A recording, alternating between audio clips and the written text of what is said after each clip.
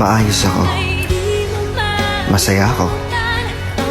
Yan yung mga katagang pilit kong pinapakita. Kahit yung totoo, awang-awa na ako sa sarili ko. Sinubukan kong maging matatag, pero dinurog naman ako ng sakit at lungkot. Saan ba talaga ako nagkulang? Bakit lahat ng gusto kong mahalin ay lagi akong iniiwan? Mali bang magmahal ng totoo? O di kaya mali lang talaga ako dahil minahal ko ng higit pa sa buhay ko? Maayos ako. Masaya ako. Yan yung mga katagang pilit kong pinapakita. Kahit yung totoo, awang-awa na ako sa sarili ko. Sinubukan kong maging matatag, pero dinurog naman ako ng sakit at lungkot.